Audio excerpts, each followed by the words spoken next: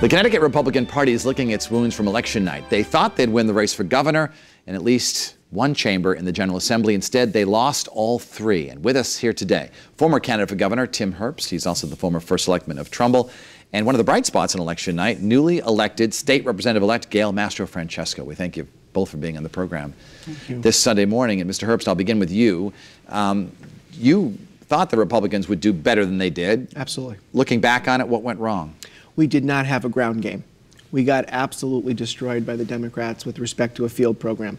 When I was out campaigning in Madison, Guilford, and Branford with Adam Greenberg, who was a great candidate running for the state senate in the 12th district open seat, I saw firsthand when I was knocking on doors, and an unaffiliated voter would come to the door and they would say to me, glad you're finally here. The Democrats have been here 3 times.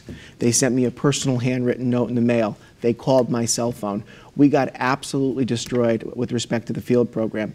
And I'm reminded of the words of my father, who was a football coach, when he said, proper preparation prevents poor performance. I heard that before. And we did not have, well, he actually has another word in there that I can't repeat on the air. Yes, I know exactly what that is. But we did not properly prepare for what we knew was going to be a tough environment. Even though we were running in an open seat for governor, unpopular Democratic incumbent, we knew that there were national headwinds that we would have to at least face, and we weren't ready for it. And I saw it on the ground, and I have to tell you, the most devastating part of watching this is, of course, I wanted our candidate for governor to win, but to lose nearly 1/3 of the Senate Republican caucus and nearly 20 seats in the House of Representatives, if that doesn't demonstrate how we did not have an effective field program to go toe-to-toe with the Democrats, I don't know what else does. So who's to blame? I think our Republican Party in the state of Connecticut is to blame. And I'm not directing that at any one person. I'm directing that at 72 members of the Republican State Central Committee that are responsible for not only electing a chairman, but also appointing the necessary staff and deploying the necessary resources to make sure that we can effectively compete. When I go into field offices the weekend before the election and they're empty, and then I'm on social media seeing field offices for the Democrats that are packed, it just underscores an underlying problem. It's about the fundamentals, and we failed on the fundamentals. Should J.R. Romano, the chairman, stay in his position? Look, that's a decision for the Republican State Central Committee. What would you advise them? You know what? I'm going to advise them to do what they think is appropriate to get our party back on track. But here's what I will say. We're talking about one person in that question. I think that the entire committee needs a massive overhaul. There are a lot of members of that committee. Look, many of them are friends of mine. Many of them work hard for our party. But there are many of them that do absolutely nothing to help elect Republicans. And there are many RTCs and RTC chairs at the local level that aren't doing what they need to do. So I really think that we need to usher in a new generation of individuals and leaders to serve on the State Central Committee to get our party back on track. Let's bring in one of the people who was actually successful on election night, Gale Mastrofranceso. What was your secret to victory? I did a lot of door knocking. We did a lot of mailers. Going out, meeting the people face to face and just talking to them. I actually did all my door knocking by myself. I didn't feel that I wanted to hire anybody to be a surrogate to kind of go out for me. I think people want to interact directly with the candidate, so I did a lot of that myself. Was the party helpful?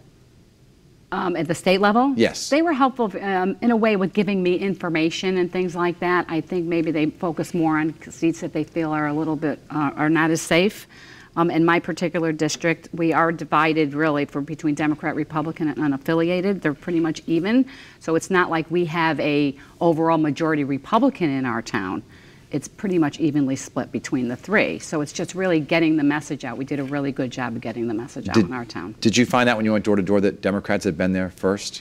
Not necessarily, not too much. They have been, but not that much. And I'll ask both of you, could another candidate for governor have beaten Ed Lamont?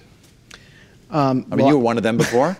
Could you have beaten him? Well, I ran to beat Ned Lamont. I ran to one. But I will tell you, I met with Bob Stefanowski earlier this week to do like a kind of post-op, talk about what happened. I will tell you, I think it would have been a challenge for any one of us because you cannot throw a field program together in 2 months in a blue state. The field program should have been set in motion a year in advance of the election, and it wasn't. So I think all 5 of us, if one of us emerged, other than Bob, I think any one of us would have had a tremendous challenge in going into a general election trying to put a field program together at the same time you're trying to campaign. Now, one of the advantages that I think perhaps Mayor Boughton and I would have had is that we wouldn't have had to worry about fundraising. because the day after the primary, because we participated in CEP, we would have had $6.5 million the next day to run our campaigns. So that presented a challenge, I think, for Bob as well, because he had to fundraise, and in addition, he had to, worry about a field program and try to campaign. But this really comes back to what I said earlier, Dennis. It's about the fundamentals. If our party doesn't start knocking on doors like the Democrats do, making the phone calls, activating the grassroots activists at the local level, this vicious cycle is just going to continue. So it really starts from the top, and the State Central Committee really needs to take the bull by the horns. They need to self-reflect and self-assess. We need new members, in many of these districts across the state, and we need to get focused on 2020 and 2022 now. So 2022, what kind of changes should be made in terms of maybe the convention? Should there be a convention? That seems to be the logical process. Because Bob Stefanowski didn't go through the convention. Right. What do you think? I would tell any candidate that is thinking of bypassing the convention, it might help you win a primary, but once you win the primary, you're spending all of your time trying to pull the rank and file together and get behind you. I think they either need to honor the convention or get rid of the convention. That's what I think it needs to be one or the other. The other thing, too, is that the ground game really should start now for the next election. Absolutely. And the Democrats are very good at, right now, going out and motivating their base, registering new voters constantly, and they do that all the time. I think the Republicans need to do a better job at that. And it has to really start at the ground at the local level, getting the candidates more engaged. They have to help turn out the base, right? And it has to start now. You have to start right now just doing that. CEP is a problem as well. Which is the public financing. Public financing. Mayor Boughton and I got our money at the end of June for an August 14th primary, and the self-funders were up as early as January on television. So if the program was intended to level the playing field, so people like me and Mayor Boughton can compete with wealthy self-funders, I would tell the legislature the program is not working because of when the money's allocated. So they either need to change the program or they need to eliminate the program entirely. Some of the people, I live in Hartford, so I hear complaints from the few Republicans that are there that they don't spend any time there. They can't get a good candidate to run for mayor. They don't even build up, in the first district. First State House district was unopposed, Matt Ritter. In the first congressional district, a weak candidate as well. And you found that throughout the congressional races. Well, two other points, too, that the PAC spent a lot of money, right, targeting certain representatives and senators. They spent a lot of money doing that. And I think that the Republicans have to stay on message with their Republican values of low taxes, limited government. They have to stay on message. Those are the values that you ran on. Those are your beliefs. You are a Republican. So I wonder how we lost so many Republicans. But back to the stronger candidates. You bring up a very good point, Dennis. Because we did not recruit as a party stronger candidates to run for the federal offices, Senate and Congress, what happens is Chris Murphy is then able to take his war chest and deploy that into the field program that crushed us.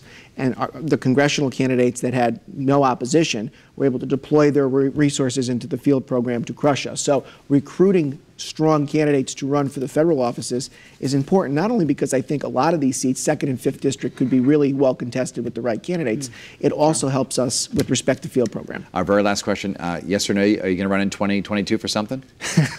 Or 2020? I am very happy practicing law at Cohen & Wolf and being a private citizen again. Time Herbst, Gale Mastrofranceso, best of luck in the General Assembly. Thank you very much. Thank you. We thank you for being here this Sunday morning on Face the State. Have a great Sunday, everybody. Stay tuned for some great football.